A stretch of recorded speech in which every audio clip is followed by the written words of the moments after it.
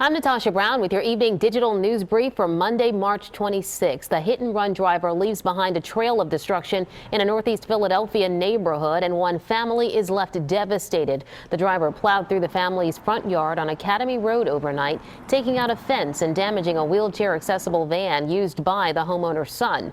The family says the driver left the scene after causing all of that damage. They hope the driver will do the right thing and come forward. And just days after a deadly fire inside a home on North 21st Street in North Philly, some big questions still linger for Philadelphia fire investigators. Relatives say 64-year-old Horace Anthony McQuellum, his 25-year-old stepdaughter Alita Johnson, and her 4-year-old son Hashim Johnson all died in the fire. But their bodies weren't discovered until 3 days later. Family members tell Eyewitness News they were only found because of their persistent calls to the fire department. Fire officials told CBS 3 they did not believe anyone was still in the building during their original response. The department is now investigating the calls made by family members. And Pennsylvania Congressman Ryan Costello says he will not run for re-election this year. The Republican from Chester County blames his decision on a number of factors, including the recently redrawn congressional map.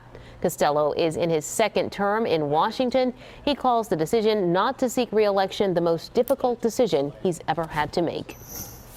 Eagles defensive end Michael Bennett, meantime, appeared today in a Houston courtroom. He's charged with injury to the elderly after prosecutors say he shoved the 66-year-old paraplegic woman at last year's Super Bowl. Bennett denies the charges. The judge set bond at $10,000. Remember, you can always get the latest on these stories and much more right here on CBSPhilly.com.